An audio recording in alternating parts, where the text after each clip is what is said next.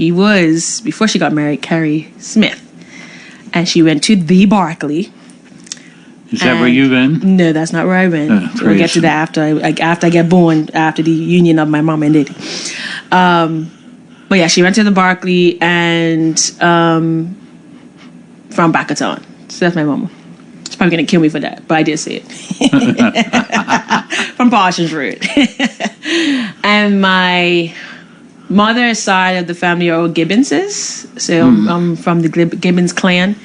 And, the very big Gibbons family that does the big, thing down the beach. Bayless Bay Gibbons? What's that? Yes, Bayless Bay Gibbons. Yes. That's all my peoples on my mom's side. And then my mom's father, that's my mom's mom, is no stranger to people like yourself. He did a lot of work in this building, actually. So Sinclair Smith is my grandfather. Took, I want to say, the government to the Privy Council for the dock workers thing that happened. Oh. You remember this? No, I don't. So I probably should have researched this better, but yeah, there was an incident with the dock workers not getting the right pay or something to that sort, and he led the charge of making sure it was correct, sorted. Yeah. So I think that's where I get my feistiness from.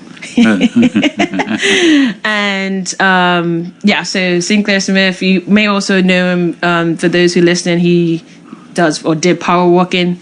So he used to win a lot of those kind of power walking competitions. And black belt in one of the martial arts. I can't remember the name. But yeah, I used to work on the docks. So that's what he did for most of his career. So that's my mama's side. On my dad's side, my father's Ellington Weldon, who a lot of people don't realize I'm his daughter. So he works at Digicel now, but was at BTC before they bought them. A lot of people know him from football. So he was a striker for Devonshire Colts. And actually does radio now across the whole here on 107.5 every Tuesday. Also known as DJ Ellie. So that is my father. Okay. And that side of my family, I am a Weldon, of course, but also Wayne, Wright, Woolridges. There's a whole bunch of stuff on that side, Haywards. So that's my peoples. Okay. Excellent. And you have one brother? I have one little brother. He's also named Ellington. What's that? It's not little. He's shorter than me. Okay. And he's younger than me. He's always going to be my little brother. So he works in Department of Public Works and is down on the quarry. And I think he was in a commercial like a couple years ago. Everyone saw him in this, workforce development, I think, commercial. But yeah, he's doing well. That's my little brother. His nickname is Rico. People that probably work with him every day. Also played for Devonshire Colts for a bit, but I think now he's at Rangers. So that's my little brother. That's it. Just two of us. I did ask for a sister, and I was told by my mother that she had a girl and she had a boy. So what else can she make? I did ask. And if she'd have tried, she might have got another boy. Well, I think she was done. I don't know. But yeah, so it's just the two of us. Okay. Good. And so where did you go to school since you didn't go to the Berkeley? I did not go to the Berkeley. So I first went to Warwick Preschool. Yes. Because I'm from Warwick. And after Warwick Preschool, I went to Bermuda Institute, actually, for 2 years. So I did kindergarten and grade 1 at Bermuda Institute. And after that, I transferred to Port Royal. So from P3 to P6, I was at Port Royal. And after that, I went to Warwick Academy. So that's where I graduated in 2008 from the Warwick Academy. No, just from Warwick Academy. So I'm a Warwick Academy alum. And then I went to university. Where? Wait, I think you went to focus on the Bermuda part. Okay. So I went to England. I think most of Bermuda probably has heard this a million times. But yes, I went to England. I went to Leicester. Most famously known for winning the Premier League in 2016. A surprise to everyone. But Leicester is in the East Midlands of the UK. And so I went to the University of Leicester for my undergraduate. And I stayed there for my PhD. So I was there for 7 years. And after I finished school, I went straight into lecturing. And I had a job as a full-time lecturer. Also in Leicester for about 3 years. Keep going with my job? Keep going with my job history? Yeah. Okay. So after that, I really enjoyed working. I love teaching. I really enjoyed the students and imparting knowledge. And I like when people have that aha moment. Like you see the switch go off, that they got it. I love that. I crave that, actually. I love seeing that happen. But I really didn't like the paperwork. It was a lot of paperwork. And it was meant to be 50-50 in terms of research and teaching, but it was more teaching than it was research. And so I wanted to get back into full-time research. And so I left Leicester at the end of 2018 and went to the University of Oxford in Oxford. And I was in the genomics center. So all of the genetic testing that the university did, I was right in the mix of it. What does that mean? That word? Genomics? Yes. So everyone knows the word gene. Yeah. Right? So it's like our DNA, the code in our DNA that tells your body to make something. When you look at all the genes in an organism, that's called your genome. So basically the "ome" just means all. So genomics is the study of all the genes in organisms. It's just a fancier way of saying genetics. Yeah. But it does have a different meaning. So genetics is obviously looking at your DNA, but when you look at all of it holistically, then it's called genomics. Yeah. And then? And then, we all know this part. We should all sing this part together. So I was there until April 2020. And that's when I was brought back to Bermuda to help with the COVID pandemic. And that's when most of Bermuda, when you met me. So this was April 2020. And I honestly thought I'll be here for maybe 2 months. I only brought enough clothes for that long amount of time. And I thought I'll be kind of hidden away in a lab doing PCR testing. But then I was made the science advisor to the premier. Had to do press conferences. So I remember it was a frenzy. I had to find a pretty dress to put on. So I didn't have one because I didn't bring it. I just didn't expect to be doing that. And I did that until the end of January 2022. And then I took 3 months of semi-retirement. Best 3 months of my life. I'm working to get back to that. I slept. I ate food.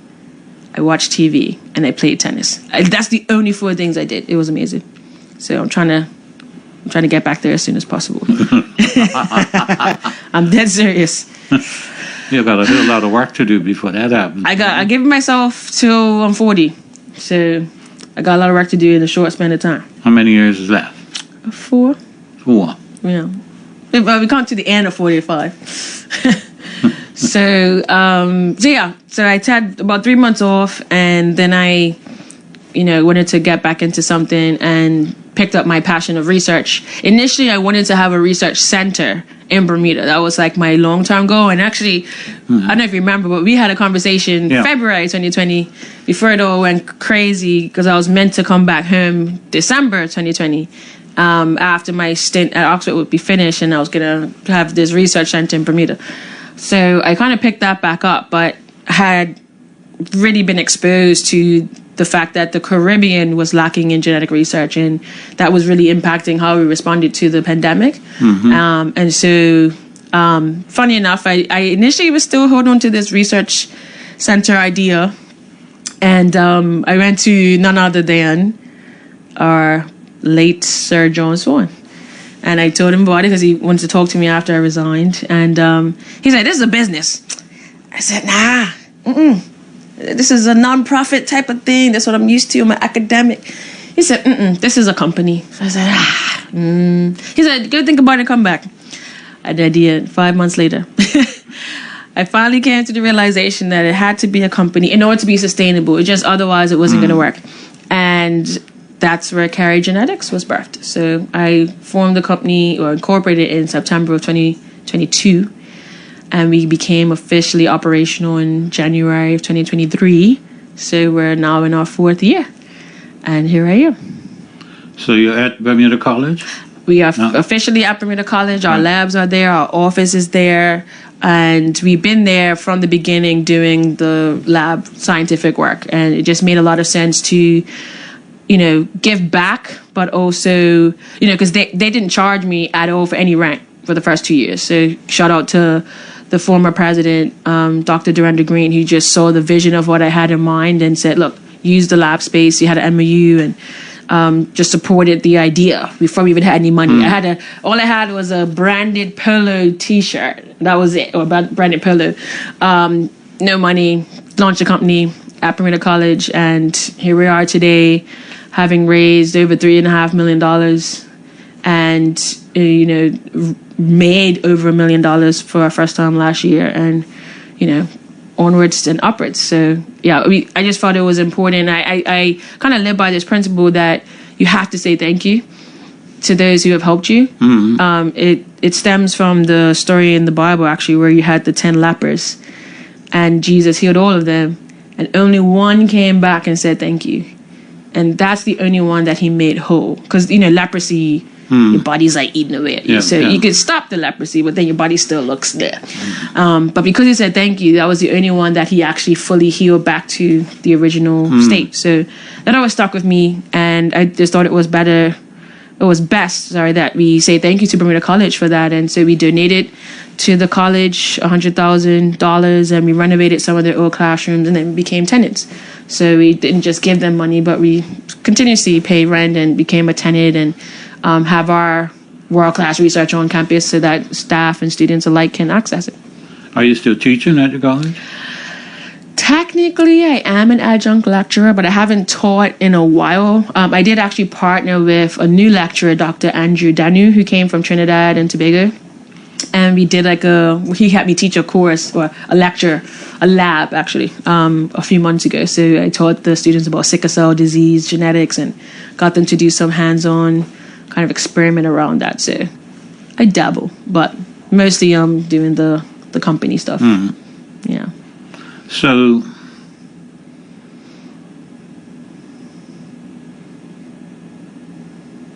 what exactly, in layman's terms, what exactly do you do in the lab? Right. That's going to benefit someone like you. Yeah. So our focus at Carry Genetics is to understand what is the genetics of, and bear with me on this, Caribbean people. And I know a lot of Bermudians don't feel they're Caribbean, so we need to tackle that. But for the sense of genetics, I'm good. I know you're good. Oh, I'm good. For the audience, I know some of us feel like that when we hear the word Caribbean and we don't identify with it. But genetically, we're very much history. Yeah, genetically, socially, like kind of in a lot of areas. But we have been, as a region, grossly left out of the precisions of medicine. When it comes to research, the new technologies and the new discoveries can only be based on the data that you have. And we're not in the data. They didn't even have us on the list as like a ethnic group or a region. They had Latin and Caribbean, but it's mainly Latin America. So what we're really focusing on is advocating, number one, that the Caribbean should be focused on and given a lot more attention. Not just from industry, but also for us to know, what does our genetics say? A lot of medicine itself and the medication that people take is based off of clinical trials, right? You go through that process where you make sure the drug is safe and effective and before you give it to people. And we're not included in those either. So we are a consumer of medicine that isn't designed for us. So our focus is we want to study us, understand what that means so that we can be included, that when medications are designed and they are made to be sure that they're safe, it is with us in mind. And that was actually, kind of all started from the pandemic when the vaccine came out, and we had about 90% of white Bermudians in the first week that signed up. They were good. But it was like 50-50 for black Bermudians. And that wasn't just a Bermuda thing. That was seen worldwide amongst those who are of non-European descent. To say, well, this hasn't really been tested on people like me. But that can't happen if we're not doing the research. So this is my kind of response to that, or all of those that said that to me during the pandemic. Now I'm trying to fix that and fill that gap. So you have a relationship with Caribbean islands? Oh yeah, gosh. I mean, last year I traveled to like half of them. I took 59 flights in 2025. I'm never doing that again. That was a one-off. Too much flying. But yeah, I'm always in the Caribbean. I mean, I just came back from Barbados and St. Lucia. We actually have a Carry Genetics St. Lucia company now. So we've expanded our kind of group, and we have a company there. We have a team there. We did our prostate cancer study there, just like we did in Bermuda. So yeah, very strong relationships with the Caribbean. And for me, it's been interesting because I've been to the Caribbean before. My parents, took us, me and my brother, on a lot of cruises. So I've been as a tourist. You go, you get the T-shirt, you get the towel, that type of tourist experience, but never had, at that point, didn't even see the people as important, right? You just see the place. So now going back as, having the company and focusing on the people, completely different experience. Yeah. Good. Yeah, it's been really great. And I think the other thing for me is, again, coming from this initial mindset that, Bermuda is not Caribbean and we're separate, I didn't know how I was going to be received, but I've been received as a, daughter of the soil, not of Bermuda, but of the Caribbean, right? They're proud of me as a young Caribbean woman, and, the island is a bit farther up, but we're still island people. And, I think that's been the most heartwarming, is that a lot of people are like, where have you been? Like, well, I was busy doing COVID and stuff, but it's definitely a need. It's a really big gap that needs to be filled, and I'm just excited that we're able to actually get the work done. And we have some amazing partners in the region that are helping us to make that happen. So all the young people you had during COVID that came and helped out, yes. and are you still connected with some of them? Yeah, I mean, I can probably off the top of my head tell you where most of them are or where they've ended up, especially the lab team, because, we had the wider testing team, but then you had the lab team that was in the lab. A good number of them, were able to stay in that lab and work for the ministry. And I think a good number of them are now at the hospital. I actually have, through Carry Genetics, I think we've had at least 4 or 5 of the lab team come through in some way. Some have gone on after to go into medical school or do their PhDs. But, it was a big deal, actually, to have a big opportunity like the testing lab for COVID for anyone that did science. Right. And I was also very much aware that there wasn't really other jobs to move on to. So that was another reason why I wanted to make sure I can create local science jobs, so that there was something to come back to. So yeah, at the minute we still have 2 of, I call them the OGs on the team. We have, and I'm gonna give her a shout out, Tade Tucker, who is one of the originals from the lab team, who joined, and she was actually instrumental in getting the lab accredited and quality assurance and things like that. So she's on the team with me at Carry Genetics, and Kai J. Richardson Hawker. So she was actually on the sampling team, so the team that went out to the schools and got the saliva samples. So she also works with us at Carry Genetics, and a pleasure to have. So yeah, there's still some of those initial relationships that we're able to bridge over to the work that we do now. So how did you get interested in this? In science? Yeah. Oh, okay. Taking us back. It was actually through, and yeah, across the street. So when I was growing up, I went to Heritage Worship Center with Bishop Smith, and in Sunday school, we actually watched this movie about Dr. Ben Carson. And I was just like, I want to be like him. That's where it started at about 10 years old. I saw someone that I was like, wow. Especially being the first neurosurgeon to separate Siamese twins that were connected by the head. And beyond that, just all the first that he had hit, I was just like, I want to do that. I always was really good at math and had a curiosity, so it kind of fit. So if you ask my parents, like from the time I was like 10 or 11, I was saying I was going to be a neurosurgeon. I got to about 16 and I was like, that seems a little heavy, I don't know if I'm going to be digging in people's brains. So let me rethink this a little bit.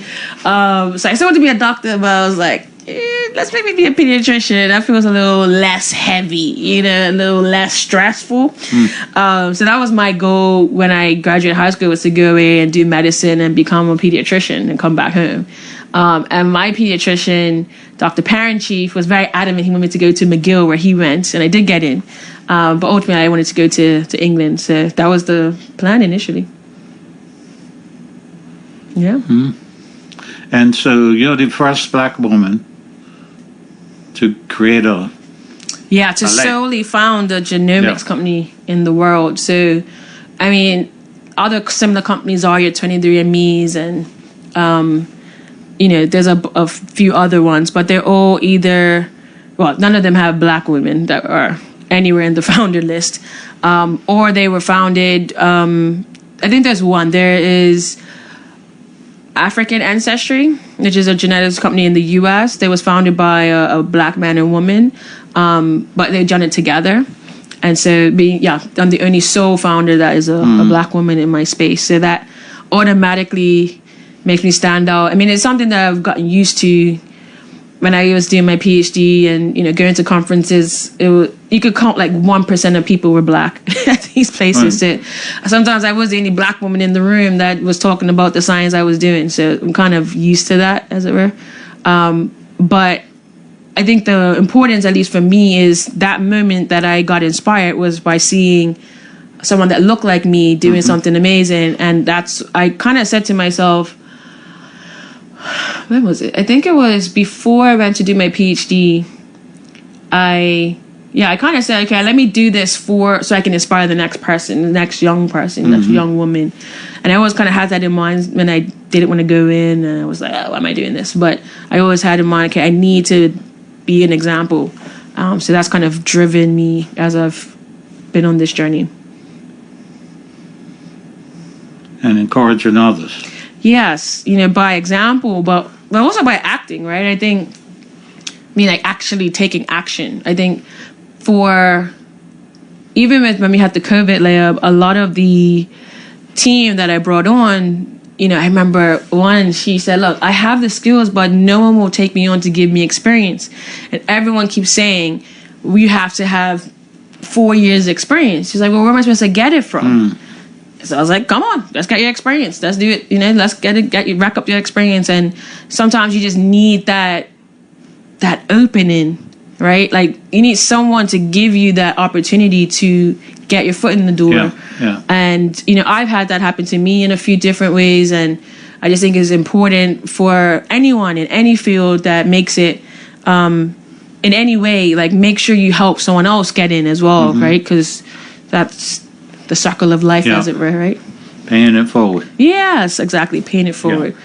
So I try as best I can to help when I can. I can't move mountains, but if I can make a difference and do something that genuinely helps the next person to get forward, then I try to do it.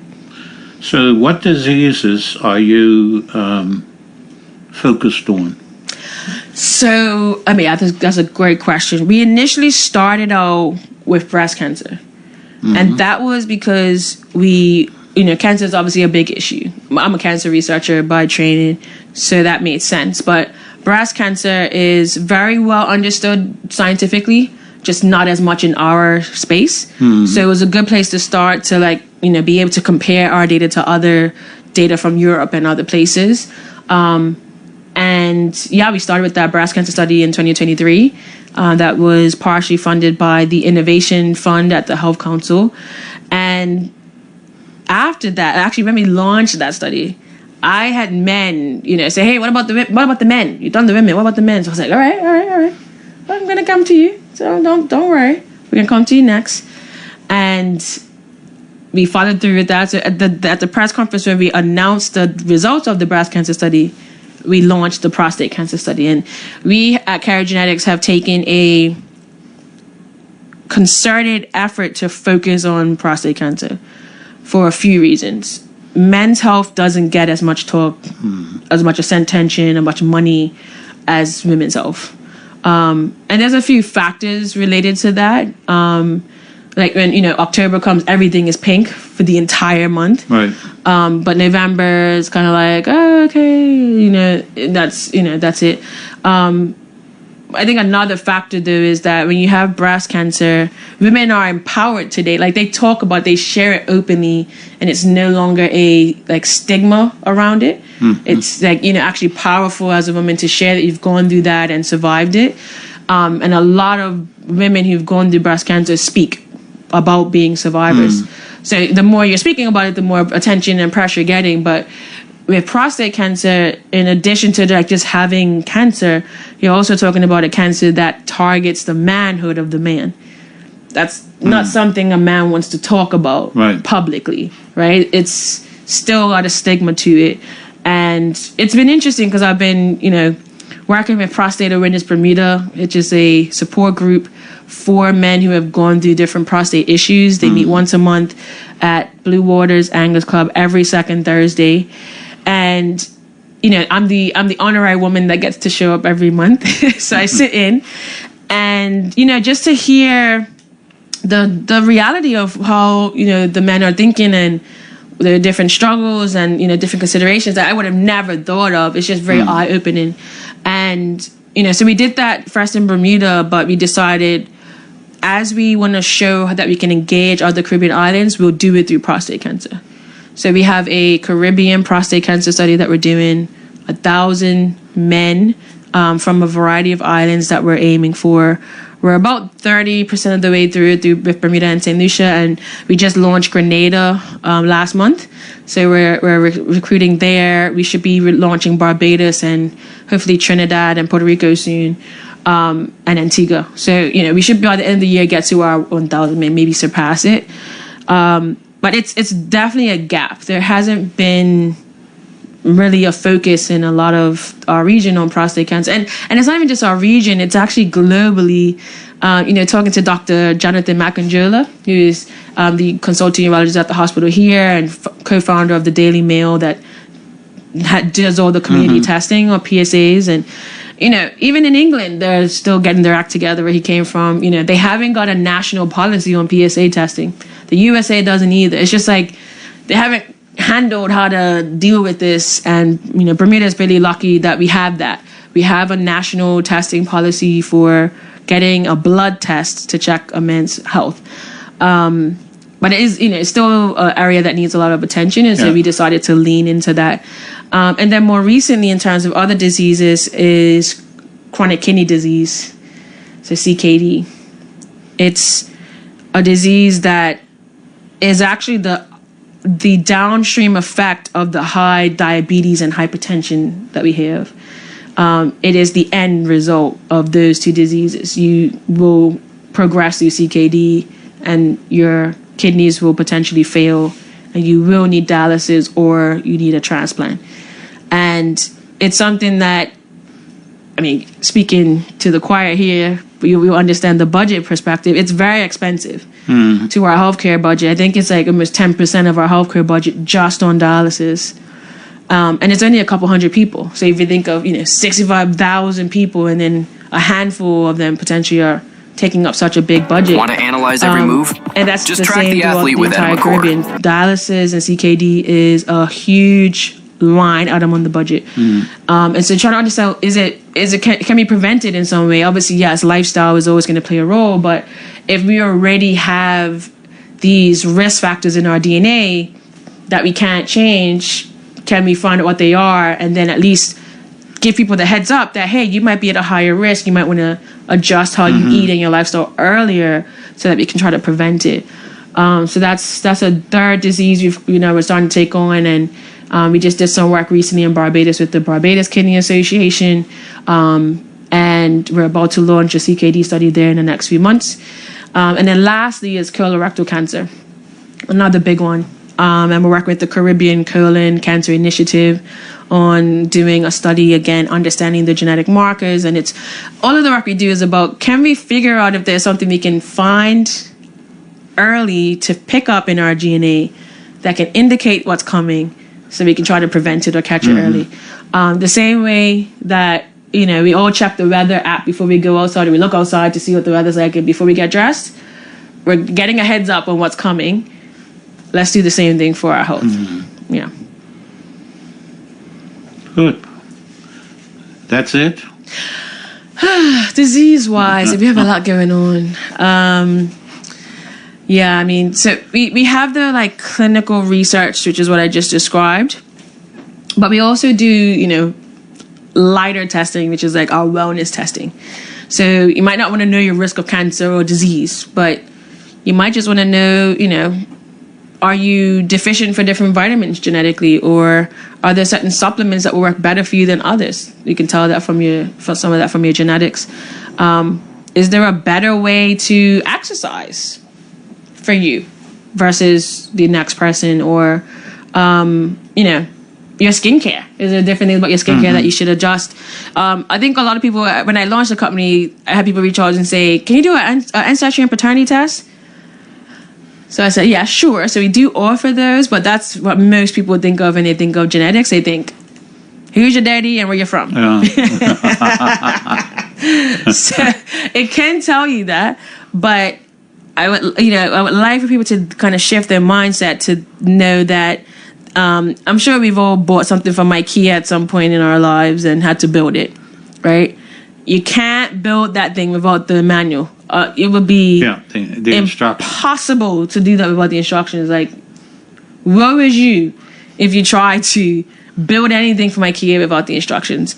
Our DNA is the same. It's our instruction manual for our body, right? Our body is like a machine. There's a lot of things happening that you can't see, but it is really mechanical and functions really beautifully, but it's all down to a T, and the instructions are in our DNA. So understanding that your body has beyond just instructions of where you came from and who your dad is, you can tell you things about your lifestyle. That's another thing that we offer. And we have a partnership with CG that offers their wellness testing to select enterprise clients. And that's going really well. That's across 4 islands in Bermuda, Barbados, Cayman, and Bahamas. And we also have been partnering with different labs throughout the Caribbean who are also offering those wellness tests to their clients. So between St. Lucia, Trinidad, Guyana, so we have partners that offer our tests far and wide because people want to know these things. The other thing that we also do, which is kind of in the middle, it's not as bad, but it's not so much just wellness, is a test that tells you what medications are safe for you. So that is called pharmacogenetics. So a mixture of pharmacy and genetics. And it's really something that I found actually people didn't know was a thing. Everyone thinks, okay, this is what my doctor prescribed, it should work, right? If I take it the way the instructions tell me in the pamphlet. But the same way that we digest and metabolize food is the same way we metabolize medications. It depends on the medication, but some of them, for example, when you ingest it, when you take that pill, it's not active. It has to be turned on by an enzyme in your liver. And so codeine is an example of that. Pain relief medication, right? If you take that today, or right now, you're not going to have instant pain relief. It has to be turned on. That's why it says it will start working 30 minutes to an hour later.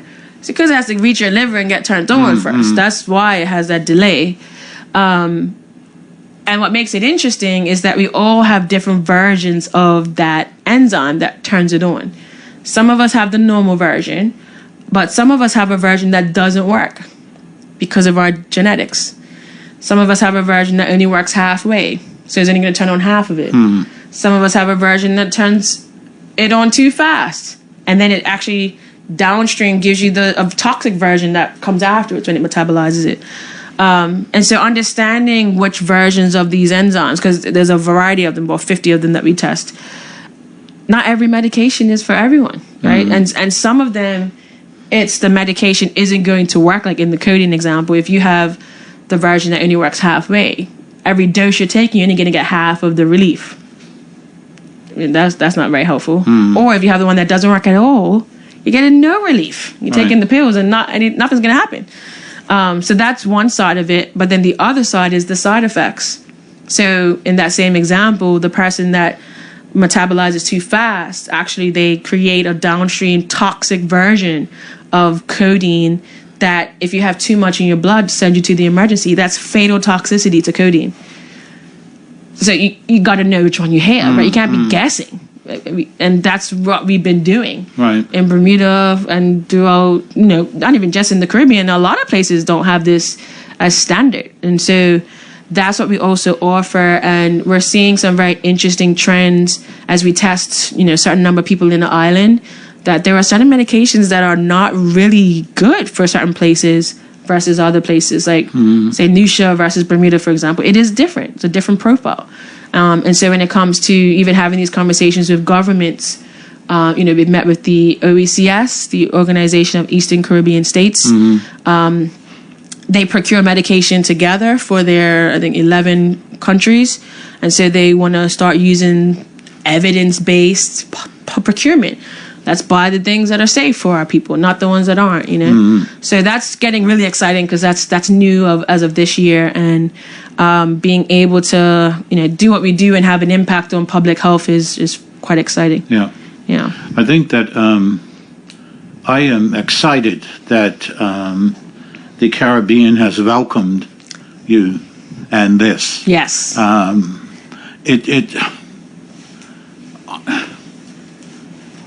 It just means working together goes better. Way better. Than being out there on your own. 100%. And I think, the other part and what underpins our business plan is if I just, if I had like Bermuda genetics or, just a company focused on Bermuda, we're not a big enough market. It's just the reality. If you say 65,000 people and it's like, okay. But then you say Caribbean, that's now 46 million people. Oh, now we're talking. Yeah. And this is why you have organizations like the OECS, for example, right? They came together because you're all those Eastern Caribbean countries. I think the biggest one is... Okay, we're going to let some of our callers... Yeah, let's get some conversation. But yeah, together is better. Together is better. Good afternoon, caller. Welcome. You're on the air. Thank you, Colonel. Dr. Belden, I've been listening to you. I have had conversations with you. In fact, I think I was one of the first to do the testing when you first launched it. And I want to encourage you. Thank really, you. Because you will do well. You will. You've got, I think, virgin territory, especially when it comes to the greater populations to the south of us. Those are our cousins down there, And our ancestors were brought over from the continent. We all settled down there and then were distributed around the Caribbean. Yes. And so it's important that you continue, and the fact that you're engaging with young people, that's most important, and the sciences. It's most important. I want to encourage you. It's a wide open field, especially for our demographics, black people, because, it's just so important. So I want to encourage you. The question I have is funding. Yes. Has there been receptive responses from international organizations or people that are well off, that support you, that would give the funding? Or is there any blowback that you may get because your focus is on a certain aspect of genetics when it comes to people of African descent? Right. That's a great question. In fact, thank you for the encouragement. And thank you for being one of the first to dig in. I appreciate everyone that made that possible, because what we did in Bermuda has set a foundation for us to build. And so I appreciate Absolutely. that. Absolutely. So we are a private company, which means we take investment. As opposed to a nonprofit research organization, which I was trying to do at first, where you would have to get donations. We actually have investors. And I have to say that very blessed in that regard, where when I first launched in late 2022, we were able to raise just over or just shy of $2 million in 5 months from Bermuda. And that was, individuals that, saw the vision. That was a few companies that saw the vision and saw that this, will help healthcare. And I was blown away with that because I was trying to initially raise, I think, between 600 and 800,000. And the reason I wanted to raise that was because I wanted to buy the sequencing machine, because that was a big feature. I wanted to do the sequencing here. I didn't want to send any samples away. Right. And we hit our first million, and then we announced that we hit the first million. Then a month later, we had another million. And I was like, oh my God. So, I haven't seen any, there has been no blowback because we're focusing on those of African descent. And I'll expand that to actually Caribbean people, because Caribbean people is more than just African descent, but majority, of course. But ultimately, and today in that kind of space, we've raised an additional, 1.5 million, and we're currently actually in our seed round right now, which means we're going to have a valuation and we have a lead investor and, kind of the formal way of raising money. And hopefully I'll be back, or at least announcing in the next couple months that we've raised a lot of money to keep going. My dear sister, Doctor, I wish you the best. I know it will be successful. And the other interesting comments you made was in regards to filling that gap. Conversation that I had with you a year ago, so ago, was about how people were so not knowledgeable about the populations throughout the Caribbean. Yes. What's missing and what types of medications really don't work for us and everything, Yes. And so that's why I called it, it's virgin territory. And I think you will be successful as a consequence. Thank you. Once it catches hold, and it will catch hold, dear. I appreciate that. I just want to build on one point as well, is a lot of times I've been in conversations, people say, this is companies in the industry. We studied some African Americans. We understand Caribbean. I said, no. Not the same. Not that we're very, different. Not saying we're like a different species or anything, but it's just a different mix in our DNA, right? So we know in Bermuda, for example, the average Black Bermudian genetically is 3/4 Black. That was my results. Yeah, I'm one of them. I was like, I got 20% white. What? 44% African and 55% West Asian. See? Exactly. So it's, it's very different. We're like 90% of people we've tested in the Caribbean so far are at least mixed with 2 different ethnicities. 50% mixed with 3. We have some people, we got to Trinidad, we got 5 of them, all 5 super populations that we consider in ethnicities. They got all of them. Right. Boop, boop, boop. Yep. So it's very different. Yeah. Is that a result of the miscegenation that took place over the centuries on people being transported from one continent to smaller island locations? Yes. A lot of the ethnicities we see are indentured servants that also came into the region. Yeah. So you have Indian, of course. You have Irish. But you also have the indigenous people that were in the Caribbean, right? The Caribs, the Arawaks. The Caribs and Arabs. And then you have obviously African that was brought over. And then, of course, European. So it's a lot of mixing. You have Chinese, again, also indentured servants at one point. Yeah. So it's a lot of the migration patterns of history that created us, which is a little different. That's so interesting, You should do. That is so interesting. That history, and Colonel talked about it. Know your history, and if one would read, for instance, I'm going to finish with this. Dr. Eric Williams' book, Capitalism and Slavery. What you just said, he explains all of that in detail of the different phenotypes that came into the Caribbean. The indentured servant people, the Irish, Scottish, the other European people, Africans, of course, Indians, indigenous Indians. So, I understand that clearly. Go ahead. Sorry to interrupt. Yeah, no, that's the beauty of it. And what's interesting also is that each island is different from the next. So what we also can't do, and I also say when I'm speaking to people in industry, is we can't generalize. We can't take 100 people from Barbados and say, oh, we understand the Caribbean. No. You understand there's 100 people from Barbados.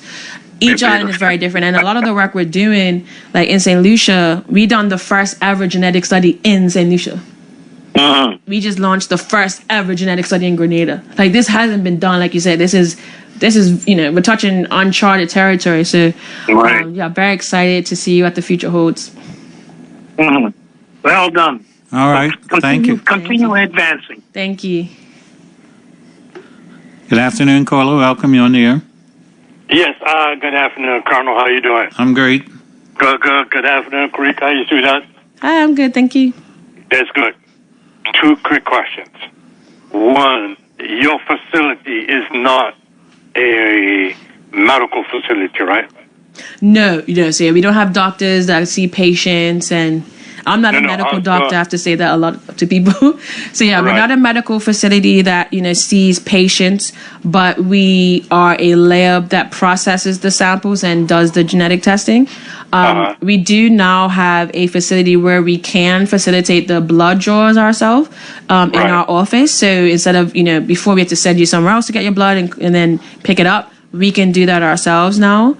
But no, we're not a medical clinic or facility. No. When I said medical facility, I was going on like the updates and the craziness that's going on with the CDC and all the other medical stuff that's coming out of the U.S. Do you have to abide by that, or you're just a whole different type of facility altogether? No, so we as a lab, we have to follow local regulations. So the Clinical Laboratories Act is what we have to follow. We're not under CDC or anything in terms of regulation. But it's an interesting point, because what we've seen is that the FDA, who regulates clinical trials in the U.S., they have been going through a lot, right? All the geopolitical stuff going on. And what that's done is, you can't even say the word diversity anymore, right? That's like a bad word. But they still have to recruit diverse people in their studies because they already started them. And so when it all started happening, I was like, I don't know if this is a bad thing or a good thing for us, but it's actually turned out that people are now looking at the Caribbean more, because the U.S. is like not the great place to do this diverse work that they need to do. And you have these big pharma companies that have started clinical trials, and they're spending millions of dollars on trying to get a drug, passed through. And they're getting stuck because they can't recruit enough people that they need to. So it's actually opened up an opportunity for us, which we're exploring, and is quite exciting. And then in that moment when we get to kind of pitch ourselves and showcase the diversity and the fact that we are, on these small little islands that have been having children with our cousins over hundreds of years, not on purpose, but it has been happening. It means that we have like amplification of these quote unquote rare traits that actually we have a lot of. And then genetically it's more interesting, and from a business perspective, it's more bang for their buck. So we're actually in this interesting position where even though we're not under their regulation, what's happening over there is having an impact on how important we may be in the global ecosystem. Okay, let me ask you this one, and I'm going to listen up there for your answer. Do you collaborate with the CARICOM nations, as we are now have that on the hot plate? I'll listen to you first. Thanks a lot, sweetie. Have a good day. Thank you.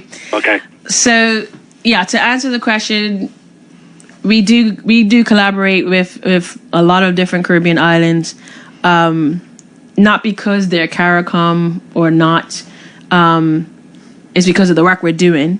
I'll just say I haven't yet fully understood the benefits of CARICOM. I'm eager to understand more.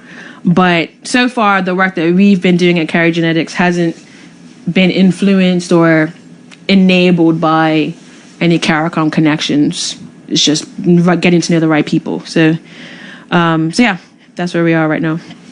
Good. Good afternoon, caller. Welcome. You on the air? Yes, good afternoon. Colonel Bert, Rika. Good afternoon. Good afternoon. How are you? I'm good. How are you doing? Okay, I got a question for you. Are you a sci-fi fan?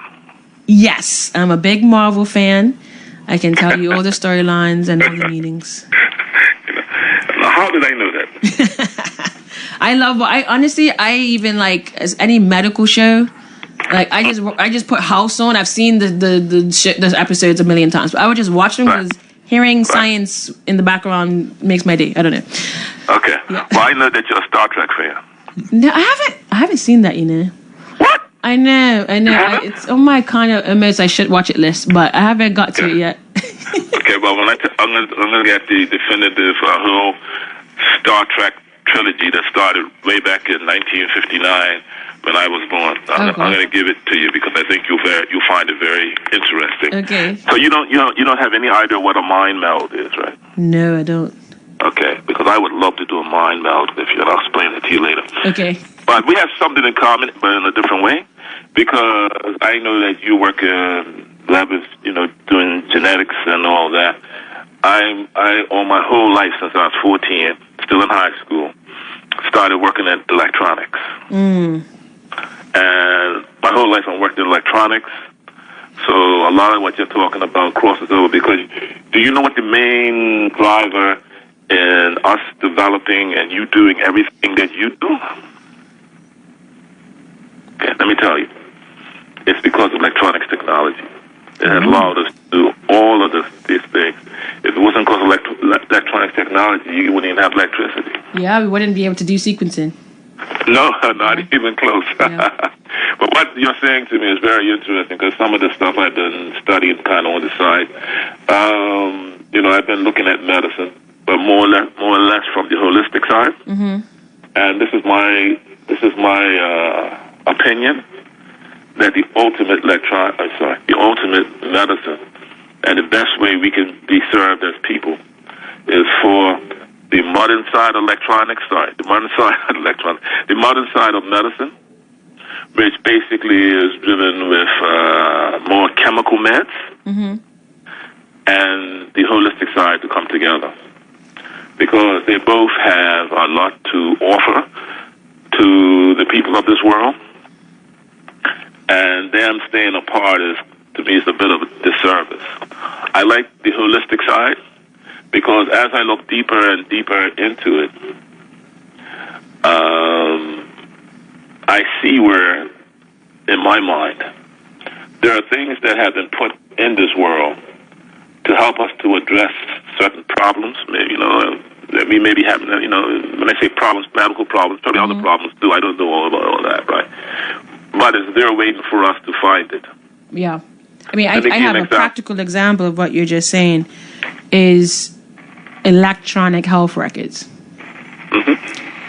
Huge thing that transforms efficiency of a healthcare system, just making the record electronic, putting it digital. Right. It means that I can look at it as your doctor, your pharmacist can look at it, another specialist can look at it and not have to wait for an email to be sent or a fax to be sent. It's something as well. We had a big genetics conference here in February that was identified as the limiting factor for why precision medicine is not global. It's not that we can't do genetic testing and all these things globally. We can. It's that people's medical records are not electronic, which means we can't actually put the information that we find out into the medical record to then be used by the doctor. And so, yeah, I definitely agree with what you're saying, that electronics and medicine have to go hand in hand. Oh, yeah. So I just say, can you imagine doing what you do and the entire medical field being what it is about electronics? No, it wouldn't work. I wouldn't have. Exactly. I'll be retired. Let me give you another. Let me give you another. I'm gonna give you a little example of how technology is going to move forward. Some years ago, I went to the Smithsonian Institute in Washington, and I saw something that I was very, very interested in. They had a head of a person, and I work in electronics, right?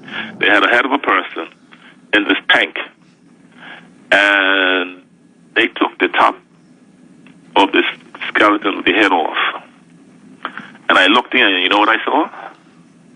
No. I didn't see no tubes. I don't even know if you know what a tube is. I didn't see no transistors, no integrated circuits. I saw stuff in it that looked like pasta.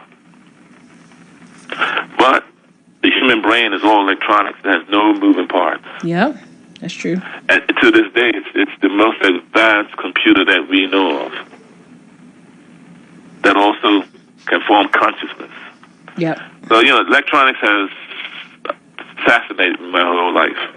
And I probably will be studying it until I leave this place.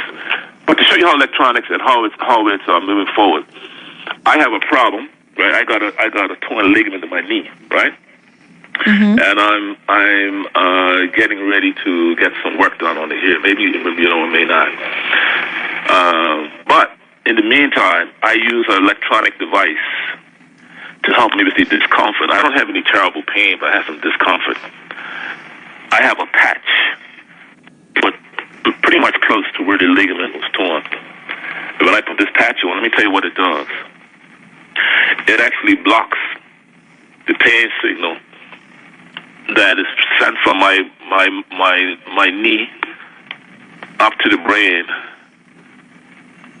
so that it kind of mutes the pain a bit. I don't have the full impact of not having it. So when I take it off, my knee bothers me more. When I put it on, it hardly bothers me at all. This is where electronics is going to. Mm-hmm. And this is only the beginning. Have you heard of something called the med bed? No. Okay, but this is one of the areas I'm doing. You know what? One of these days I'll get in touch with you. There is a piece of electronic device that's going to come out that could actually make most of the medicine that we do obsolete. Anyway, it's a lot. It's a lot going on in electronics.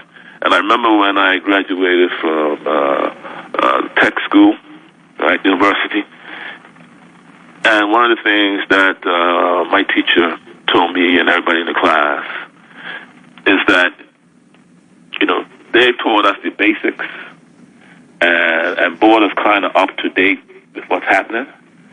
But they said to me, you have to be prepared for the rest of the time you spend in electronics to learn. Because I'm sure, as you know also, and a lot of it's because electronic technology, it's always something coming out new in your part of science that you do. Yes, for sure. And all that's being driven by electronics.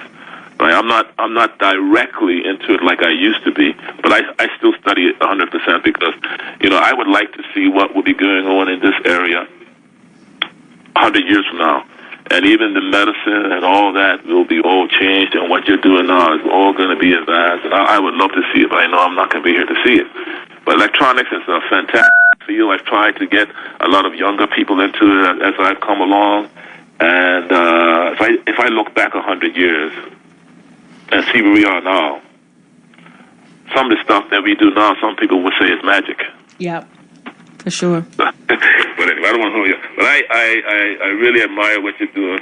I would like to do a mind meld with you one day, and I have to fill you in on the Star Trek thing so you know what a mind meld is. I'm gonna look it up afterwards to see what you mean. And I might watch Star Trek tonight too. We'll see. But one thing I would advise you to look up, right, is this thing called a med bed. Okay. MED, right? Med bed. And if you look it up on Google, they're going to tell you it's a fictitious thing, but it's not fictitious. It's still supposed to be a little bit top secret, but it's coming out. It's coming out. And it's going to totally change medicine. Let me just tell you one more thing, and then I'm going to go on. Have you ever seen... when you were growing up, you weren't a little bit of a tomboy, were you? Yeah, I was actually. Okay. Yeah. How do I know these things about you? I don't know. Anyway, actually, I met you, but anyway. Okay. Well, when I was tomboy, it was common that young guys used to try and catch lizards with lizard traps. The colonel knows about it. And one of the things we found about lizards that's programmed into their DNA is set a lizard lose part of his tail, right? Do you know that part of the tail can grow back? Yes. Yeah, we've actually sequenced our skink lizard in Bermuda. Yeah. Okay. Well, if you understand that and how it happens, it all happens in the little brain of that little animal because it's programmed this DNA to do that, right? Yes. Okay. Just imagine if you had a machine that could do that on the human physiology, working through the brain. Just imagine. Somebody could lose a leg, and if you can leverage the power of that brain, because it did it before, maybe you can grow back a leg. Yeah. I'll be open to seeing how that progresses. This is not science fiction. You take care. Mr. Colonel? Yep. I'm glad to hear you back on the radio, my friend. Thank you. One thing about you always have your opinion. Either right or wrong. Everybody has their opinion. What's that? I said everybody has their opinion. Yeah, but yours is a little bit stronger. Hey, and that's not a bad thing, man. That's not a bad thing. I welcome you back, and I hope you stay on for at least another 10 years, okay? Oh, that won't happen. We'll both be retired. All right, Mr. Speaker. I would definitely get in touch with you someday because there's a lot of things I'd like to pass on to you. Okay. And I admire what you're doing. You know, it's probably one person, like in Bermuda, it's like one person out of about 45,000 that's going to do what you're doing. I think there's very few people who get into research like you do. I appreciate it. Thank you. One of my backgrounds is that I work for a company called Maschuster Electronics in Japan, and I have also been into research. In fact, I'm still into research. It's just how my mind works. And when I heard you talking, that's why I could come up and ask you about sci-fi, because I have some idea like how your brain takes over. That's a great thing. Take care. Thank you. All right. Thank you very much. All right. Okay, bye-bye. Wow. I gotta add Star Trek to my list of movies. Yeah. So, what else do you have in the back of your mind that you want to do that you haven't brought to the fore yet? Oh no! You gotta take it into my head after that call, and now it was in my mind. Okay, so it's something. Everyone knows about genetics, right? So your DNA, and it tells you like what I just described about how your body functions. But there is another level of data that our body captures as well. So, and it comes from the environment. Based on our lifestyle and what we've been through, our body can actually permanently turn on and off genes. And it does it via chemical reactions. It's all biochemistry. And it's called epigenetics. So I was actually on the Daily Hour a few weeks ago and was talking about, mental health and genetics, and this question came up about epigenetics. And it's something that I'm really excited about because one of the things that we're going to be doing a project on, and it's very well documented in research, is trauma can be passed down via your epigenetics. That actually gets passed down through your lineage. So, okay, let's break it down. Say, I don't know, there's a very traumatic event, like a pandemic.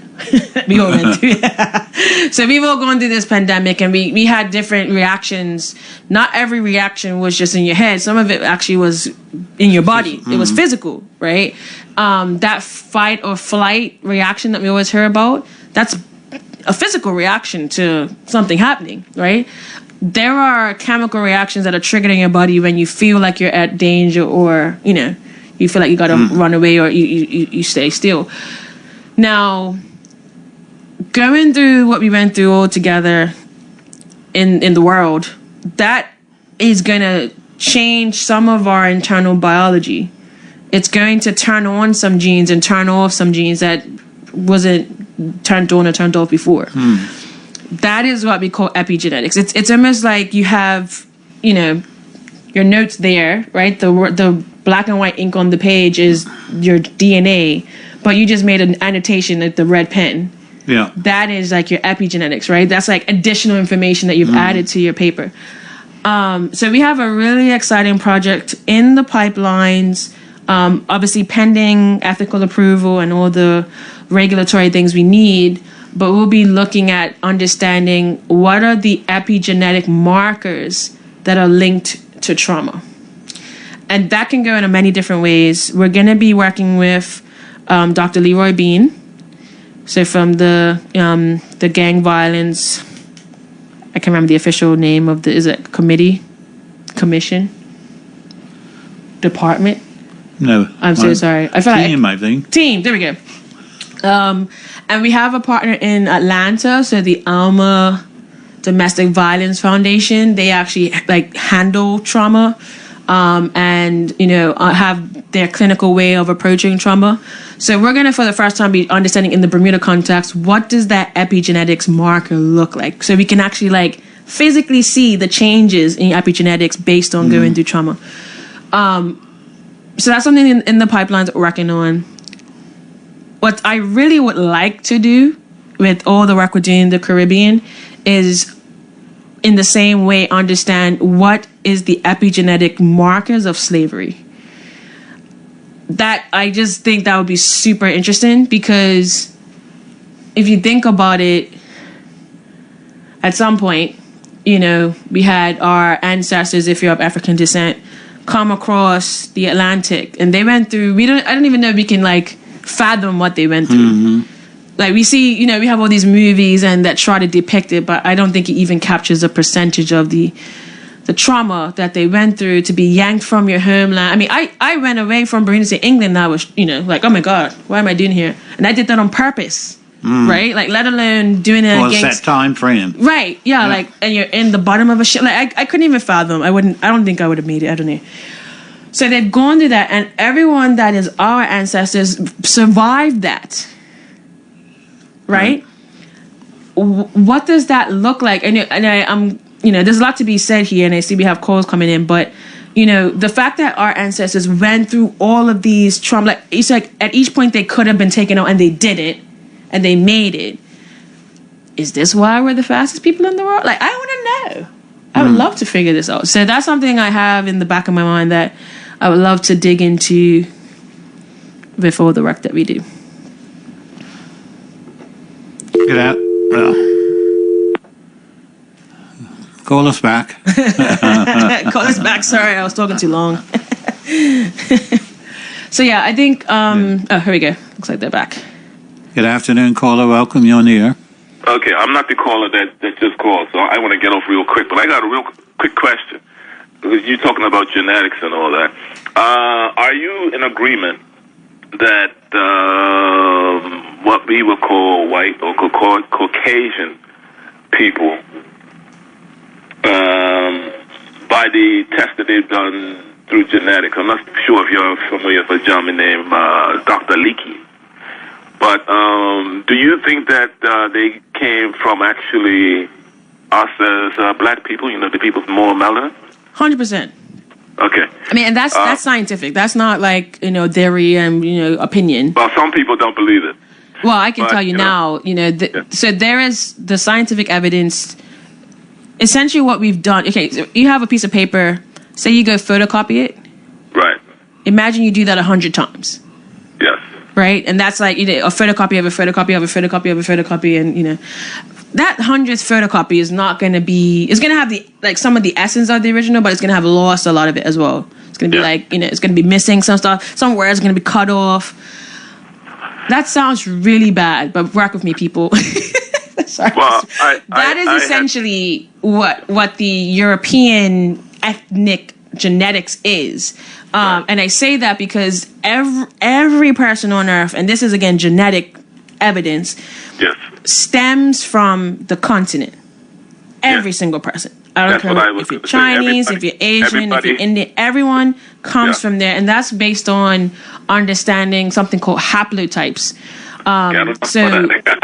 There's a bunch of technical terms, but when people do and researchers do official ancestry breakdowns, that's what they're looking at. And when you go back to the original of the versions of the genetics, it's in the continent. Now, what's also interesting, and I remember this like it was yesterday because it was my first day starting at Oxford when this paper came out. When the human genome was done between 1990 and 2003, they used majority of a European man as the basis, and it had a few other people thrown in that, you know, to give a little spice, but it was mainly a European man. And it had a certain length, and it was, you know, as it was in 2018. So it came out November 18, 2018. That was my first day at Oxford that year. There was a paper that came out where they actually sequenced just under 1,000 people of African descent from the continent, from South America, from the Caribbean, from the US. And they reconstructed a human genome as if the other one didn't exist. So they like did it from scratch again. Wow. Okay. There was 10% more DNA in this African, what we call pan genome, because it's most people contributing, than the human genome.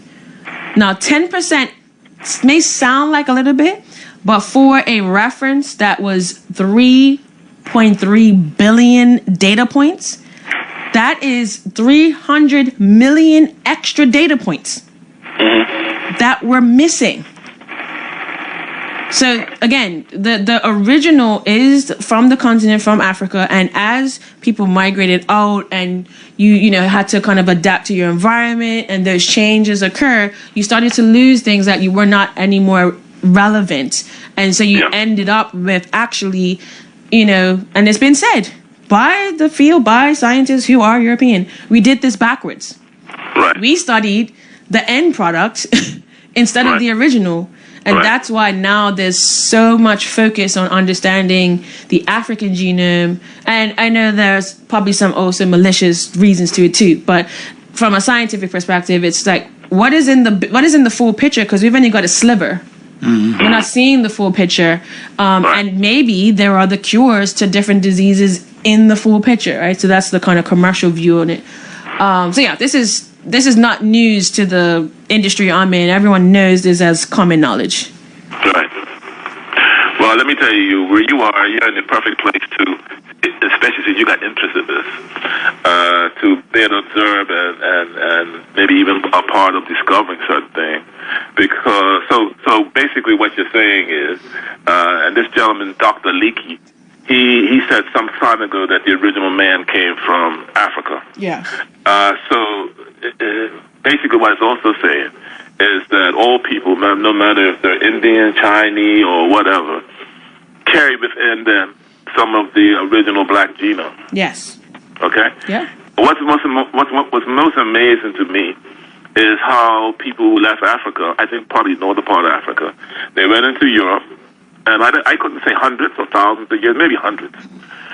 The human body metamorphosized and complied with the climatic conditions that they were up against and changed the human physiology. So now there are people who come from Africa that are Caucasian. A lot of them, or some of them, don't have the ability to produce melanin anymore. Right. So they can't get brown like you and I. Even though I know people that can. It shows me they still got some of that genome in them that allows them to for the skin to get brown. Because as you probably know, the ability to get brown or even dark brown is directly connected to the ultraviolet rays and all that we get from the sun. Yes. So a lot of, like, I remember not long ago, I saw a woman in Bermuda. She was very dark. And I didn't even have to ask her. I knew that she was from some part of Africa or her heritage band back there. And probably maybe around the sun, because she was just very dark. I remember when I started my journey into electronics, I started up at the college. And I remember seeing at one point, there was a ladies hockey team that came down here from Canada. And they were out there laying off on the field out at Nationals before they fixed it all up. And I kind of felt sorry for them because they were trying to get like me or you, right? But they were just getting burnt. Their bodies were not producing the melanin anymore, or very little. And then years ago also, I remember when college kids were coming to Bermuda. That's been a while back. And some of them, I didn't know where they were from, but some of them could get brown enough that they were pretty brown, you know? Yeah, I mean, it's definitely it's a part of adapting to your environment, where your body, out of survival, has to change certain things, and again, does that via switching on and off genes that maybe you didn't need before, but you need now. Well, so it's that again, how the body can do that, which is all done in the brain, and I think that and electronics will prove this in the future. There are a lot of things that can be tapped into our brain that's not just automatic, that we can, in time, learn how to control, that will do all sorts of things that I can't even really imagine at this time. But that's why I went into electronics technology, because it's a vast field. It's vast. It's even bigger than probably the human mind can conceive, and that's one reason why we came up with AI, is to hopefully take us to the next level. But anyway, that's a whole nother story. Let me get somebody else getting it. All right, thank you, caller. All right, okay, bye-bye. Good afternoon. Welcome you on the air. Yes, good afternoon. And most gracious good afternoon to Dr. Karika Rowden. Good afternoon. Yeah, I'm pleased to hear you on the radio. Dr. Rowden, I'm a black Bermudian, and part of my ancestry is from one of the Caribbean islands. And the one thing, maybe most black Bermudians have one part of them, St. Kitts. Yes, yes. I don't know the percentage, but I would think it's quite a bit, either on the male side or the female side. Here's what I want to know. As genetically, which of the Caribbean islands, you've been down there and working with them and so forth, are the Bermudians closer to? That is a really good question. So I'll start by saying St. Kitts is top of my list of places we want to connect to because of that reason. I think I've also been told Turks and Caicos is in the mix as well. I think I was told recently that one of my great grandfathers was going down there often or something. I don't know. Maybe it's not a family. I don't know. All right. Okay. So we're gonna figure that out. But right now we haven't launched in every country yet, so we're kind of doing it strategically and as it comes. So we haven't done any work in St. Kitts yet. I think the only thing we did do actually was there was a cannabis conference that we attended with the Bermuda Cannabis Association, and we did a little bit of testing, but they are on my list. So they're actually part of the OECS, who we partner with strongly. They're headquartered in St. Lucia, but we're kind of making our way through them. So to be determined is the answer to your question, because what we've actually done recently is we've got enough data to compare between Bermuda, St. Lucia, Bahamas, Barbados, BVI, and Trinidad. And what's interesting is when you look at them genetically, Bermuda is out there by itself, kind of in between African and European, which makes sense. And Trinidad is out there by itself between African and Indian, which makes sense. And then the other four are like kind of closer together, close to African. So it is an analysis that we've already started, but we just need to get enough data, and that's what we're kind of working on right now. So yeah, ask me that in like a year. I might have an answer for you. All right. Thank you, Miss. I would recommend to you as well going to Commissioner's House in Dockyard. Oh, they have a Caribbean display that lists all the Bermudian names and what islands you came from. Yes, I think I've seen a picture of that. Yeah. Yes. Okay. So we got work to do. Because that's something that I don't like is, and again, I was part of it. Like when I grew up, I was like, hey, we're not Caribbean. I didn't even think we were black. I was like, we're Bermudian. So I went to England and I was like, yeah, we're probably Caribbean. Yeah. Because when you get over there, they're like, you're not even black. Look at your hair. It's curly. And I'm like, what? So that was a whole wake-up call. But yeah, it's something that we're really keen on, and showing the connections, because also from our prostate cancer study that we did, we actually asked every man in Bermuda, we did 160 men, where are your parents from and where are your grandparents from? And close to 50% of their grandparents was at least someone that was Caribbean. So we're interlinked. I know we don't like to say it, but it is the reality. Good afternoon, caller. You're welcome. You're on the air. Hello? Maybe they was on mute. Huh? Maybe they had muted it. Yeah. Please call back. Please call back. 3 of them, yeah. So what's next for Dr. Weldon? Well, we have, as a company, we launched in 2023. That year was really focused on let's get some work going and show we can do it. 2024 was let's start expanding into the Caribbean. So we've had, kind of had initial conversations with St. Lucia about 2 years ago. Last year was we really want to show this is a business that we can make money.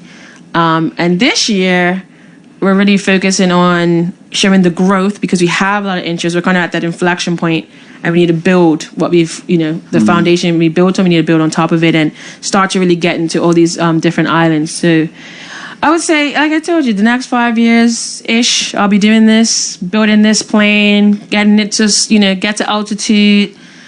And then I'm going to be jumping out the window with my parachute and go retire. That's my goal. I know you're probably going to say that's not happening, but that's my goal. No, honestly, I know people when I say this, people are like, no, you're going to get bored. I honestly can be very bored and be okay. Like, I'm really okay to just watch TV. I'm caught up on all the TV shows. Like, I'm really good at doing nothing. I'm really, really good at it. I don't have a TV in my house. Oh, gosh. Do you want me to buy you one? No. I haven't had a TV for about 10 years. Oh, my gosh. I couldn't imagine. I got a TV. I got my laptop against my TV against the internet. Yeah. So, I don't know. I think that's my focus for the next 5 years is to build this company out and get it to a comfortable position. But I'm not trying to work the rest of my life. Colonel, I can't. Well, good afternoon, caller. Welcome you on the air. Yes, good afternoon. Got a question, and then I'll listen to the answer off here. Okay. The question is, do our genes have the ability, in some form or fashion, to remember? Ooh, I like that question. So remember what happened to us. Yes, that's exactly what I was talking about with epigenetics. So if you go through something environmental that requires or has triggered your body to respond in a way that, okay, you got to turn on a different gene to deal with this. That is essentially your body remembering what you went through. The study of epigenetics, so EPI and then genetics is really what you just described. Yeah. It's pretty cool stuff. But again, we haven't really understood what that means in our context. And, we have a lot of people, even in Bermuda, that were living in Bermuda, they're now living somewhere else. I mean, I'm one of them. I lived in England for 12 years. I can tell you now, I used to come back Bermuda and not wear a jacket. Like, I was good. I didn't need a jacket at all. But then I moved back and it gets a little breezy. I'm put on a jacket. So it's like, and the other thing is epigenetics can be turned on and off. It's reversible. So being able to study those in the Caribbean diaspora who's left, those who may be Caribbean descent, so they may have Caribbean genetics, but their environment has been different. That's another group of people that we're very interested in understanding. Good afternoon, caller. Welcome you on the air. Okay, one more time. This is the last time. I didn't really want to call back. I think all the information that you're looking for, doctor, is actually housed in the brain. Just like in a computer, you have random access memory, and then you have certain memory that's programmed in the computer that shows how it works.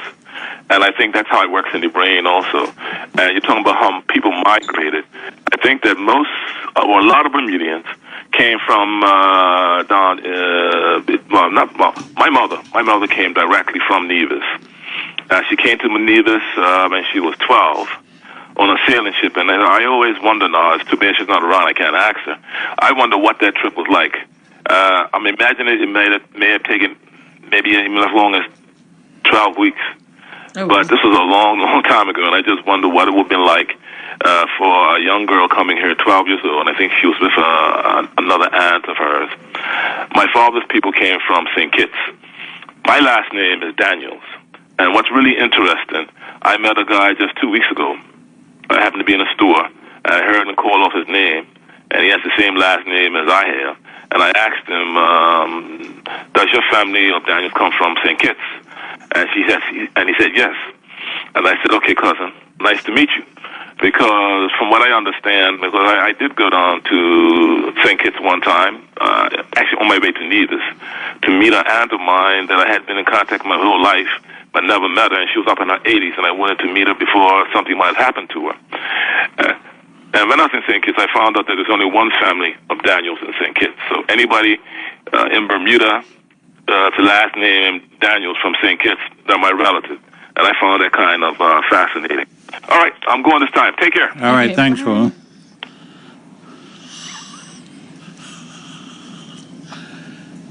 Okay, Doc.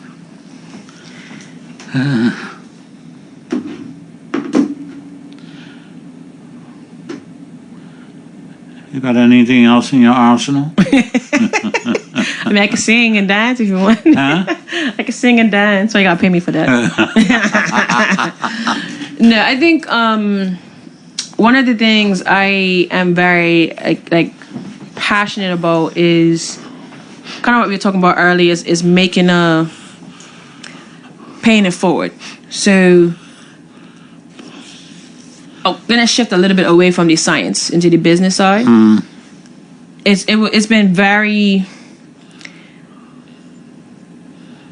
challenging to maneuver like being an entrepreneur in this space, and I'm really grateful for all my mentors. Right. Because this is a lot of stuff like I'm the first to do certain things in this way, but I do feel that, and love to have this conversation maybe in a bigger way, that we as a country, like, and kind of ask you a question. Like entrepreneurship and innovation and the private sector, I feel we need to cultivate that more, but I don't necessarily think we have the support to do that. And I say that because, like, I know in other countries, if you want to start a company, like, there's a grant that you just apply for, you incorporate and get going. We don't have that here in Bermuda. And I just wonder, like, is that ever going to change? Because I was fortunate that, my grandfather really had money set aside for me to go to school that I didn't need, I could tap into to get going. But not everyone has that. And, I wouldn't be here as a first black woman, this, that, and the third, if I didn't have the support I had around me. And, like, how many other great ideas can be here from Bermuda, but just the person doesn't have the support. Right. Yeah. So you're talking about village work. Yes, exactly. And I've always been fascinated by Bermudians who were doing something for the very first time. Right. Always. And I get excited. Yeah. And I want to move heaven and earth right. to help them. Part of that is I say to them that you owe me for my help. Oh, okay. Oh, yeah, you owe me for my help. Do I owe you? I don't think you've ever told me Yes. that. I never got that memo. Yeah, you owe me. I never got that memo. And it's really quite simple. Yeah. You're already doing it. Mm-hmm. You must help someone else when you're in a position to do so. Yes, yes. That's the payback. Yes. And so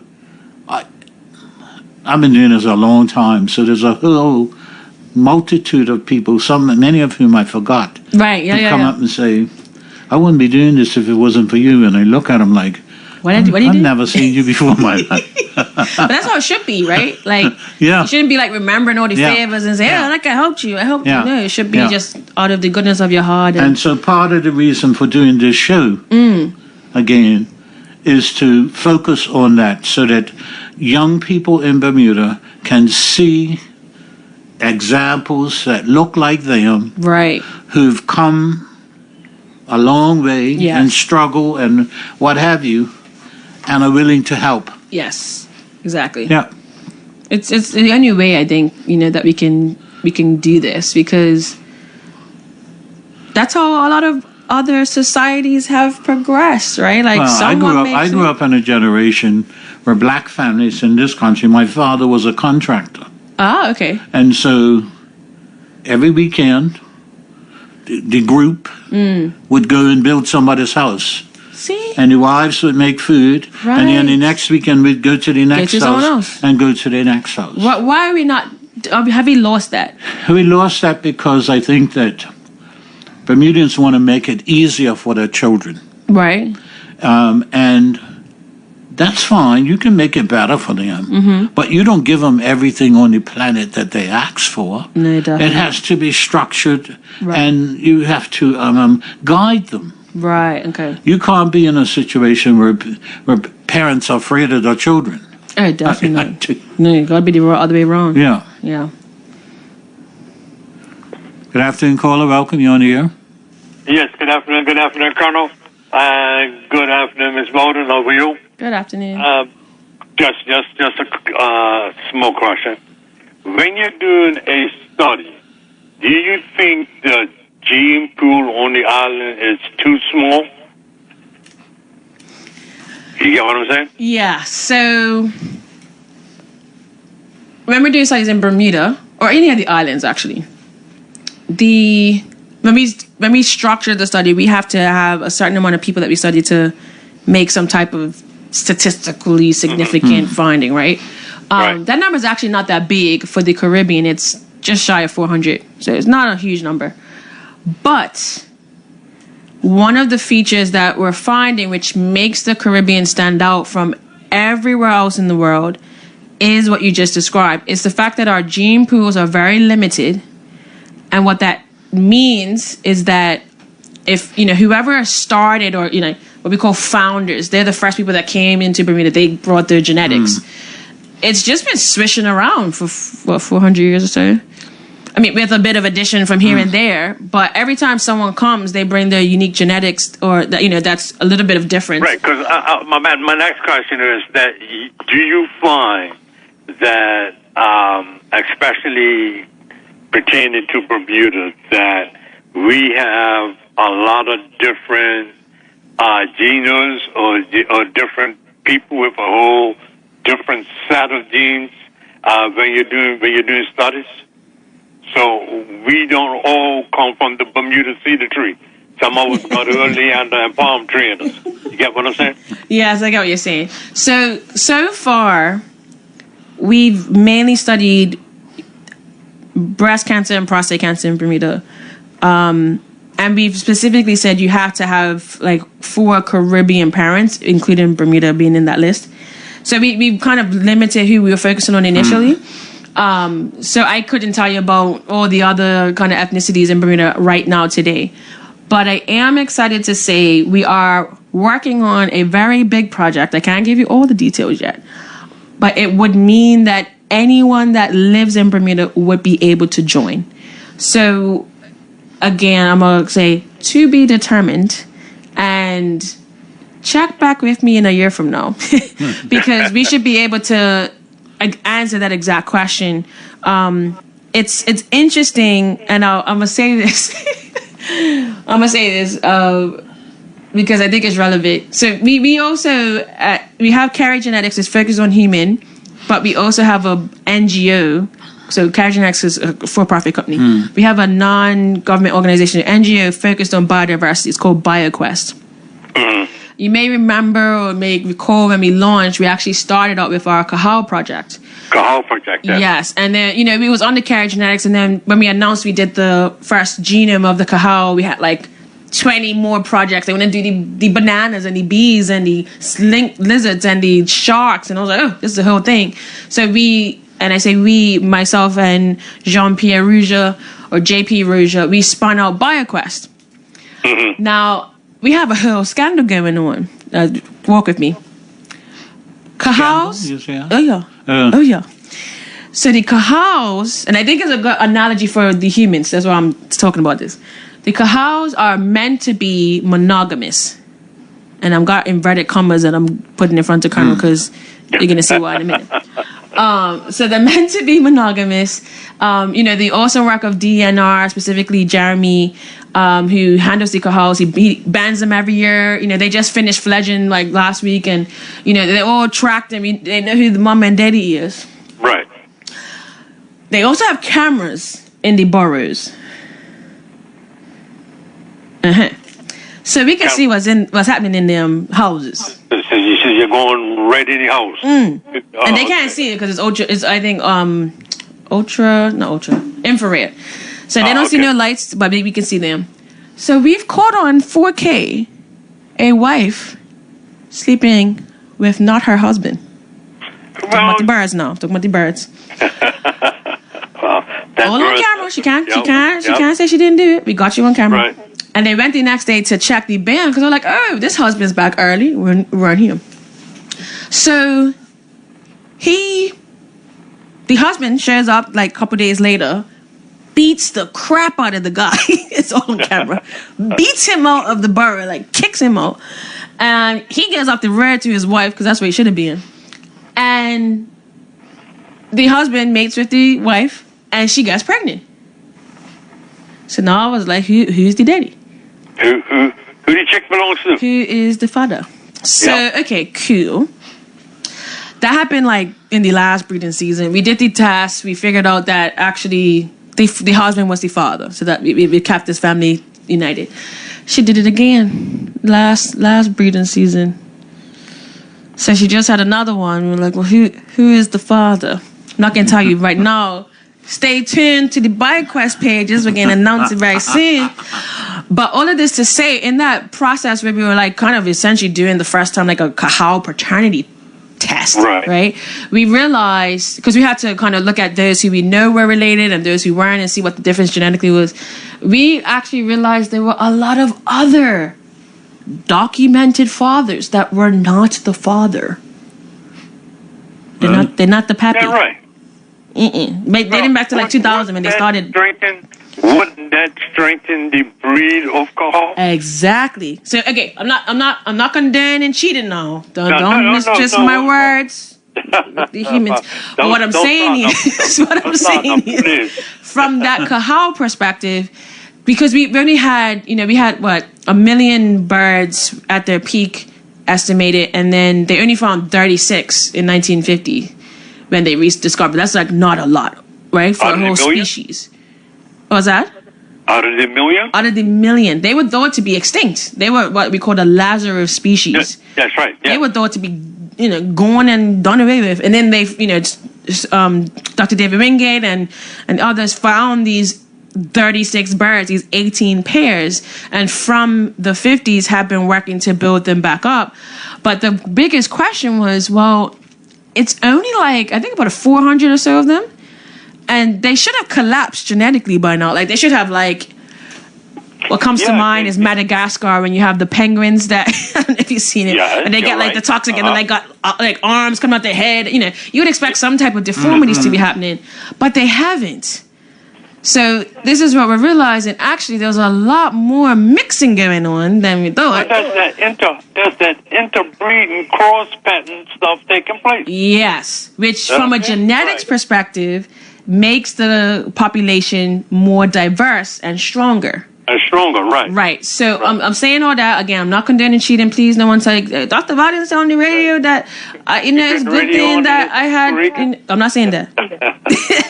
But what's interesting is that genetic diversity. That's what makes a population strong. So that's what we're trying to figure out. Like, what is the population structure of our islands in the Caribbean? We have very limited amount of people that are having children with each other in the islands.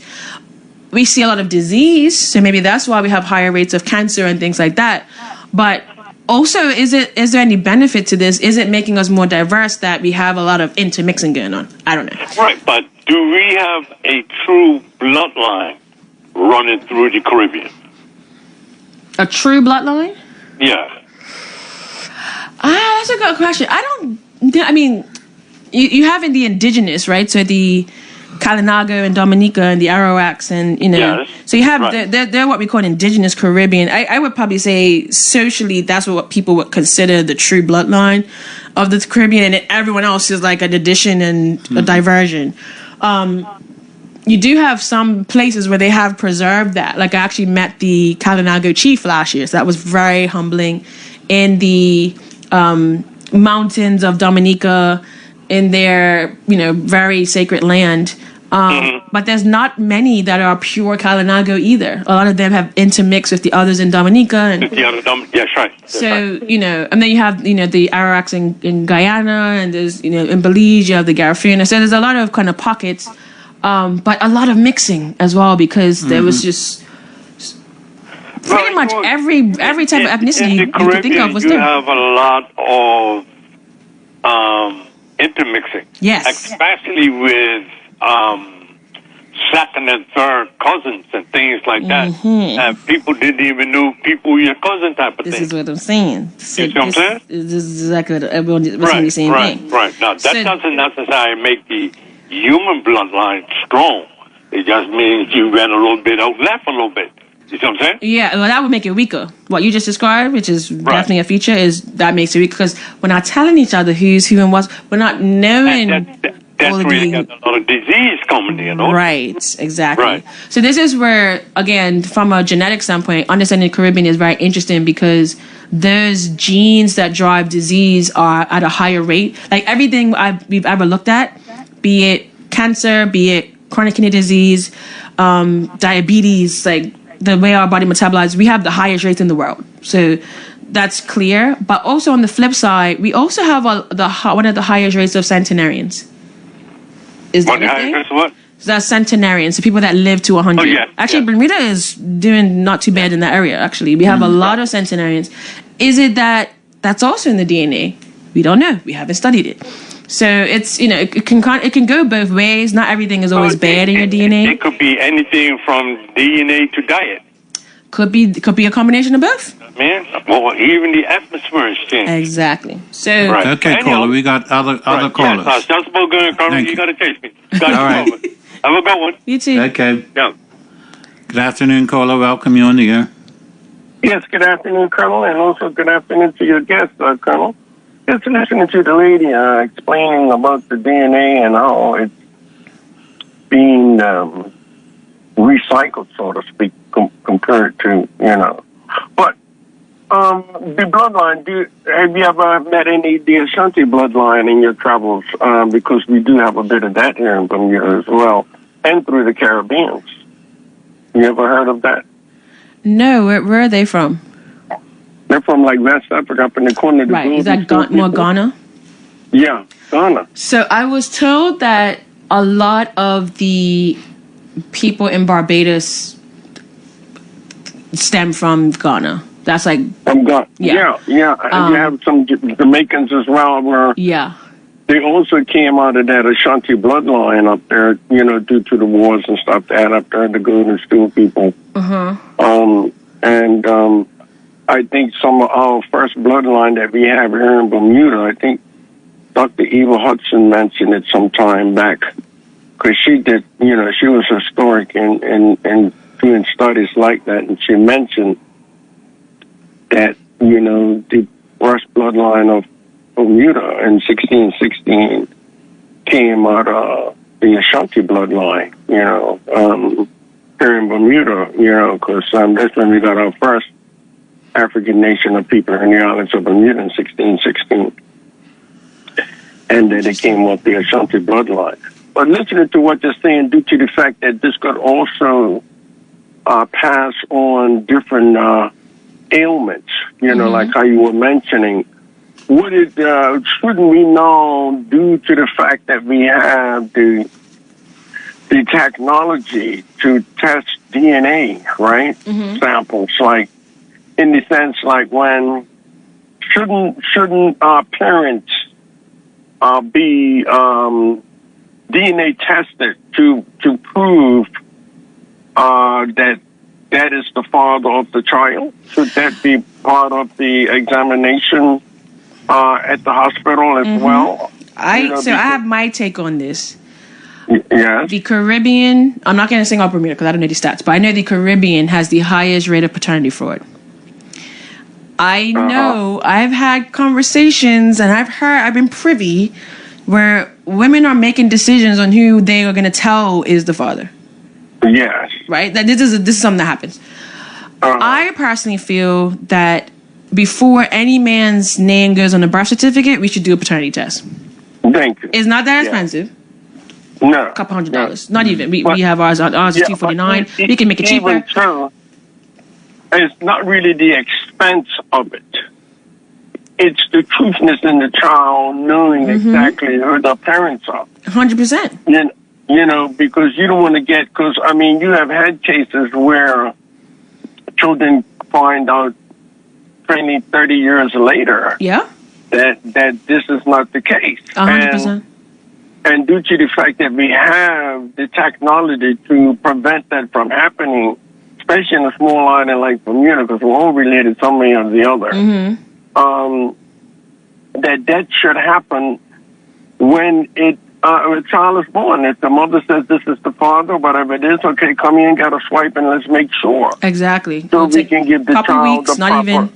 I think it would make sense because, and I if I remember correctly, I don't remember which state, but I believe a state in the U.S. made it that. Like, it's now mandatory before it goes in the birth certificate that you have to have paternity because you're now preventing paternity fraud. Yes, and you know, instead of having these court cases that you see on TV where they're doing all that sort of drama. Anyhow, another thing that needs to be taken into serious, very serious consideration. I think so. I think it's something that... No, okay, well, no, this is something different. I'm going somewhere different on this, on that. In the sense of, we have the daylight saving time, right? Like right now, it's what, 3 o'clock? But if we switch back, it'd be like, I mean, quarter to 4, 10 to 4, it'd be 10 to 3, right? Right. Then we switch back. Now, I'm saying that due to the fact that I think that the original time of the child's birth should be on the birth certificate. Due to the fact that, okay, a child is born at 11 o'clock, 12 o'clock on daylight saving time on a Monday. But being that it's daylight saving time, that's on a Tuesday. You get what I mean? Because you moved ahead an hour. Or you're done to, when they took the clock to Africa, that's where the name cuckoo clock came from, because, you can switch it back to this day and switch it back to that day or whatever, that hour, this hour. But again, if a child is born in the daylight saving time, and they're born at 12 o'clock, and originally on regular time, it's really 11 o'clock. So you're still in Monday. You're not in Tuesday.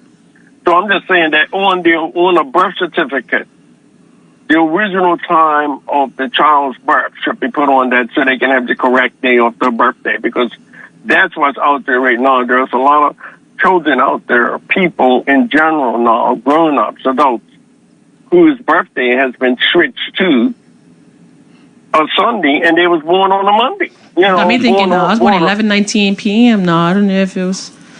I ain't changing my birthday now. I don't know if I like that. Yeah. But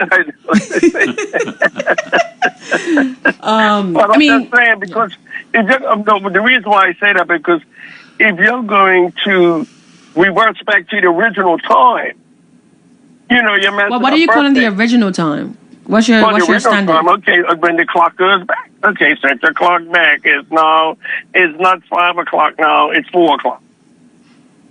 It's not 4 o'clock now, it's 5 o'clock. Because you're going switching back and forth. But they're not taking into consideration the birth of the children when it comes to the different days in which now you're swapped into. If you switch it back, okay, they're good past 1 o'clock or 2 o'clock, then so the kids set the clock back. But at the end of the day, when it comes around to the original time, you're still an hour ahead or hour behind in the original time. That's the whole idea of doing that, so you can get more daylight and play more golf and do whatever you want to do, But I'm just saying, take into consideration the birth of the child. The birth of the child should be, you should use the original time when you look at the clock and say, okay, there's 12 o'clock. It's 1 minute after 12, 5. Oh, it's Tuesday. It's not Monday. And it really is Monday. Okay, cool. That's all I'm saying. You know, I mean, they can look at it what you really want to look at it. That means everyone has to knock off at 4. You get them the can of worms. But you know, another thing I would say, if you come late to work, tell your boss to swing the clock back up here. All right. Thank you, caller. All right. Thank you, guys. Enjoying yourself. Thank you. Thank you, Colonel.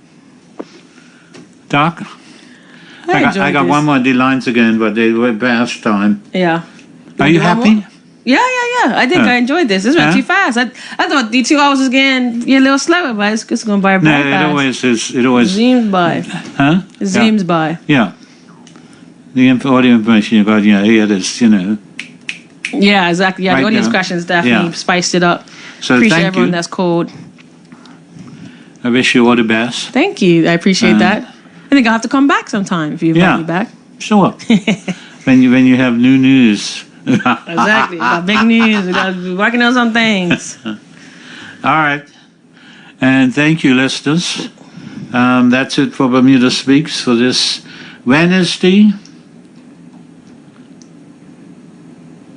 June 17th. June 17th. Yeah.